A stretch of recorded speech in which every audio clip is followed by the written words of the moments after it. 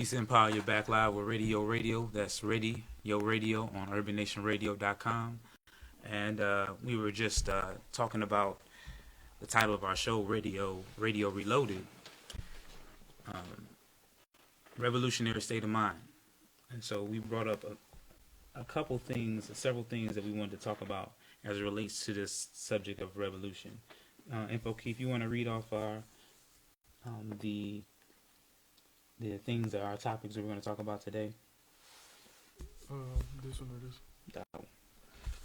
So we wanted to talk about some executive orders because a lot of people don't know, but the president can enact several executive orders where they can just control every water supply, every food supply, every weapon supply, just as they see fit without your permission.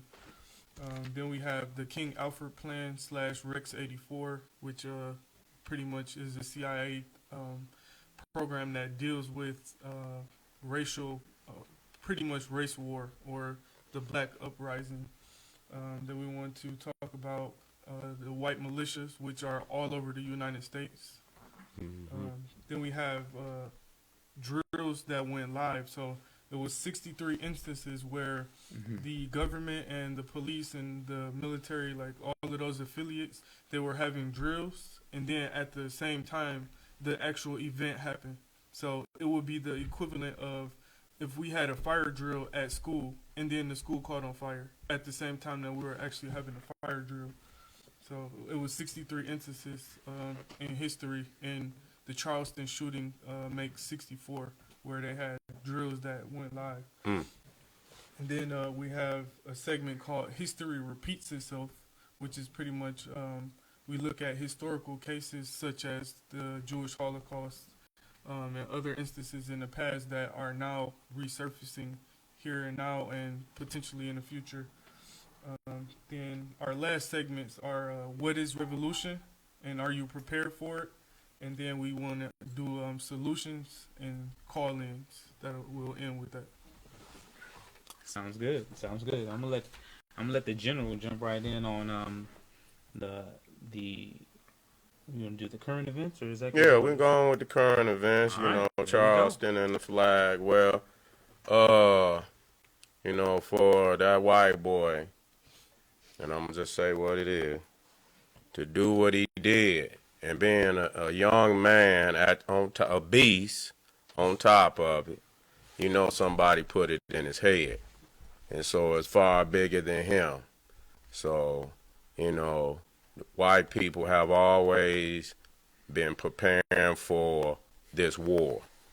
And a lot of people think that, just by when we say it's time to arm ourselves, that, we're talking about an offensive posture. We're just talking about a defensive posture. And people are totally in fear of doing any type of preparing. Because they're going to know the white man going to say, what the hell you preparing for? What you trying to do? And so they don't even want to be looked at in that light. And even though, these militias, he's a militia. He comes out of a militia. Okay? That's the rhetoric that they teach.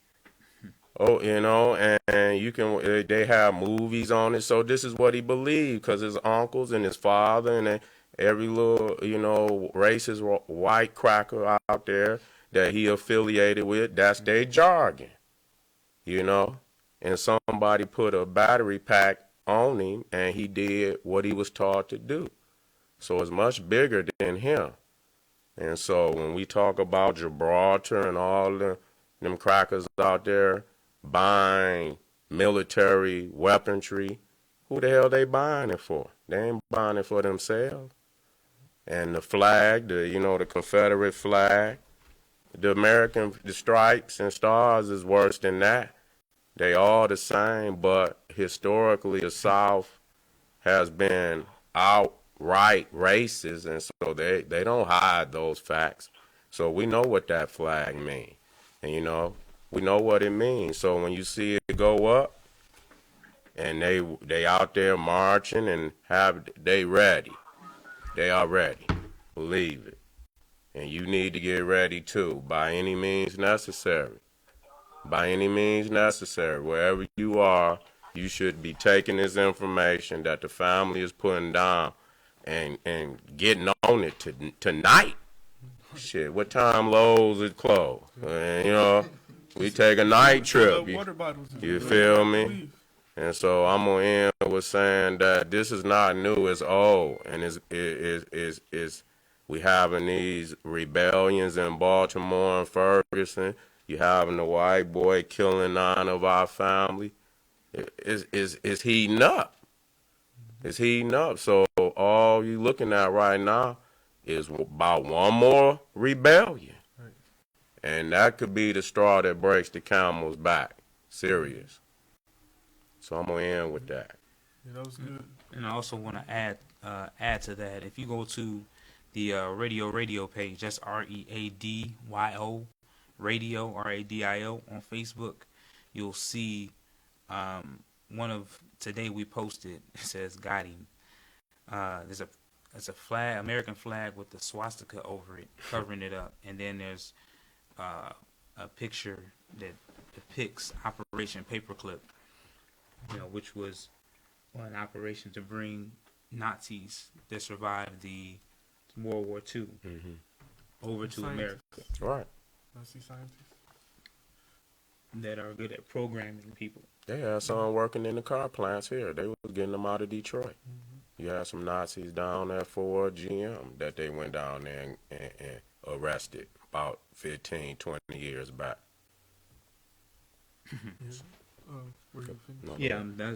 So I wanted to mention that fear, because you talked about fear.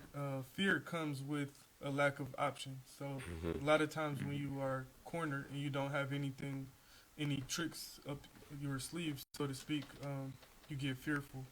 And what we do is we give you options, several options, because if the water stop running and you don't have any water, you don't have anywhere to get water, that's when fear sets in. So we want to give you different tools and options. Like we had an episode on water. So if you don't have water storage, there's places where you can find water. We teach how to filter the water, how to store the water, because it depends on how you store it, whether it's usable or not. Because like certain plastics that are lined with BPA, leaches in the water, and it makes the water unusable. That's correct. We teach you how to, store water, how to find food, what plant life that you can go and just pick, like red clover, dandelion. All over the city. Yeah, all over the city. And elsewhere. One thing I want to add about these current events and tying into fear is what the media is here to do, is to put fear into you. I personally, I don't watch the news, CNN. All the information I get through social media or just word of mouth. And what I do is I gauge the response or what's going on in the world right now. Like what happened in Baltimore, you saw the youth getting involved. Now, to me, when you start seeing the youth getting involved, it ain't far, because the youth, they don't care. They gonna do what they do. They haven't been conditioned and beat down yet, and they want things. But I said it to say another aspect of fear is when something happens you don't expect, like to be caught off guard, so to speak. And that's why, to me, these stories don't put fear in me, because as sad as it may sound, I kind of expect some of these things to happen. But again, it's because I understand we're going through a revolution, and I understand that these come with the package. But if I'm sitting here thinking about, well, when it's all said and done, we'll have our own nation, and we'll have our own money with black people. That's one thing. But how do we get there? And how we get there is going to be blood, sweat, and tears, and just doing what you got to do, and realizing that what we're going through right now is part of the process. So when I see these stories come on the news, it's just, I look at what's the nation's. I do what they're doing. I think why did they show this story? They showed this story to gauge the interest of what people are how they're going to respond. So that's what I look at. How do people respond to this? And so I'm looking at it from their perspective, while also understanding how it affects us and our people, so that we can prepare ourselves. But to get caught up with watching, for example, 9/11, that whole situation, what most people remember in their minds now is that airplane flying into the building, because they showed it over and over and over again to get that into your mind. So if you go and watch the the Charleston shooting every night before you go to sleep. You're gonna keep thinking about it, and you're gonna go. And then if you're not looking at it, understanding this is part of the process, you're gonna be fearful of it. It's gonna make you feel like there's nothing you can do. So you got to understand what the media is, what they're doing to you, and really just deeply think about it and decide why you're watching it. Because I mean, it's one thing to watch it, but it's another thing to have it programmed, which is what it's designed for. Yeah, no. Oh, go ahead. I was gonna say, most definitely. It's interesting how this ties into what's already going on. We're talking about the current events, what's already been set in motion that we want to make you informed about, so that you can make informed decisions. And some of those involve executive orders. Some of those involve declassified information that is now, it's been classified for so long they can only keep it classified for so long, so that now it's in the Library of Congress and you can go get it yourself and verify information that's there. So I want to get that intro into executive orders. I think it's Executive Order 13603, if I'm not mistaken, and you got it right there. Well, right before we get into that, I just wanted to mention about the media and the media's role and pretty much what's happening. So if you think about it, the media tells us what to react about, because everybody was up in arms about Freddie Gray, but then on the day of Freddie Gray's funeral, 40 to 50 police officers went to serve a warrant to Terrence Kellum, and they said he supposedly had a hammer. So they shot him 11 times and killed him, but it didn't get national coverage. And that just goes to show that pretty much the same or worse happened here right after Freddie Gray, but because it wasn't in the media, nobody really got up in arms about it. So the media tells you what to revolt about. I mean, not to say that people die every day, but for example, like the medical industry, the murder rate in that is astronomically higher than the homicide rate, but yet we're taught to focus on the homicide rate because they want to put that fear in you, whereas they make money from the hospital, so they don't put that in the media. Very true. And so, Coach Detroit. No, we can go straight into the executive orders. Executive orders. Executive order. And so these are ones that you can look up yourselves. I'm not gonna belabor it. I'll read it. I'll read a couple things and then I'll just open it up for other things that y'all want to add to it. So again, this is Executive Order 13603, and the picture says, at a time of president's choosing, the federal government may take over all forms of energy. And we want to reiterate this because this is really important. Info Keith said this earlier. All forms of civil transportation, all usable water from all sources, all commodities and products that are capable of being ingested by either human beings or animals. So that's food. All food, even dog food, cat food, fish food, everything they can take over. They can take it. Take your herbs. Yeah. Like your medicinal, like say if you had some some sage or something that you use to dandelion root, moringa. Your trees. Clover. They're gonna take your trees. They're gonna really revolt then. We can count on Seti to the revolution keep it gonna real. start when they take them trees. You can count on Seti to definitely do that. And we're keeping it kind of light here, but it's really serious when you really think about the impacts. This may segue a little bit. We may go into it more later about the history, but this is a similar thing. Similar laws were passed in Nazi Germany. I mean, when they start saying, okay, well, this person has to have this paperwork and be in the house at this time. Your papers, please. Yeah, your papers, or we'll come and we'll do this to you, or we'll do that to you. I mean, it's very similar. And then at the same time, over there, they were having economic crisis, and right now we're having economic crisis. We see what's going on in Greece right now, and that really was the trigger in Nazi. In Germany, they destroyed the economy, and then they said, oh, it's the Jews' fault. So, again, I always tell people, watch the dollar, see what's going on, understand what fiat currency is. We got a show coming up on that in a few weeks, talking more about, understanding how people, and getting in our minds what money is and what isn't money. But just really understanding that these people who you vote for, they go into office and they write they write these laws. So I mean, it's again, we talked what he talked about earlier, the general. We really have to start all over. We can't just say, well, we'll continue to vote and then we'll eventually it'll just manifest. It don't work that way. If I was a crazy tyrant and I wanted to always have power, I would give you the illusion that you can vote me out of office, but you would never be able to vote me out of office, and that's exactly what they do today. Mm-hmm.